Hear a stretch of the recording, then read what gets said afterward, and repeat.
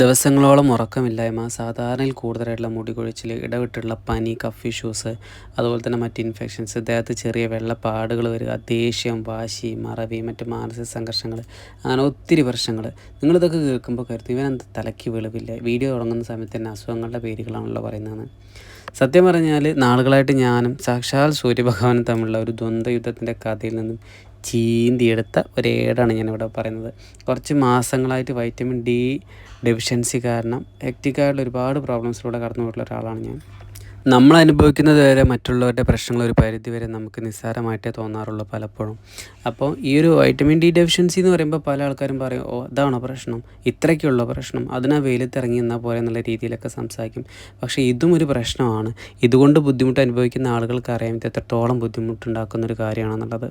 ആദ്യം ഞാൻ കരുതിയിട്ടുണ്ടായിരുന്നത് പ്രവാസികളായിട്ടുള്ള ആളുകൾക്ക് അതുപോലെ തന്നെ അധികം വെയിൽ കൊള്ളാത്ത ആളുകൾക്ക് മാത്രമേ ഈ ഒരു പ്രശ്നം ഉണ്ടാവൂ എന്നുള്ളതാണ്. കഴിഞ്ഞ ദിവസം ഒരു വീഡിയോ കണ്ടപ്പോൾ അതിൻ്റെ കമൻറ്റ് ബോക്സിനകത്ത് ഈ ഡെഫിഷ്യൻസിക്കാരുടെ ഒരു പെരുമഴയായിരുന്നു. ഈവൺ ഒരു ചേട്ടൻ പറയുന്നത് കേട്ടു 5-6 മണിക്കൂർ വെയിലത്ത് ജോലി ചെയ്യുന്ന പുള്ളിക്ക് പോലും ഈ പ്രശ്നം ഉണ്ട് എന്നുള്ളത്. അപ്പോൾ സൂര്യപ്രകാശത്തിൽ നിന്ന് കിട്ടേണ്ട കാര്യം മാത്രമല്ല, ഭക്ഷണത്തിലൂടെ നമ്മൾ ഇത്തരത്തിൽ ഇതിൻ്റെ കണ്ടൻറ്റ് നമുക്ക് കിട്ടേണ്ടതായിട്ടുണ്ട്. സോ കൃത്യമായിട്ട് ഡോക്ടറെ കൺസൾട്ട് ചെയ്യുകയും ഇതിൻ്റെ ലെവൽ ചെക്ക് ചെയ്യുകയും ഭക്ഷണത്തിലൂടെയും സപ്ലിമെൻറ്റിലൂടെയും നമ്മൾ ഇതിൻ്റെ സൊല്യൂഷൻ കണ്ടെത്താൻ ശ്രമിക്കുകയും ചെയ്യണം. ഈ ഒരു പ്രശ്നം കൊണ്ട് തന്നെ മാസത്തിലൊരു 10 ദിവസം പലവിധ അസുഖങ്ങൾക്ക് വേണ്ടി തന്നെ ഞാൻ മാറ്റി വെക്കാറുണ്ടായിരുന്നു എന്നുള്ളതാണ് ഇതിൻ്റെ ഒരു പ്രത്യേകത. ഇതിനു വേണ്ടി ഞാൻ എന്തെല്ലാം റെമഡീസ് ചെയ്തു എന്നുള്ളത് അടുത്ത വീഡിയോയിൽ പറയാം. Thanks for watching.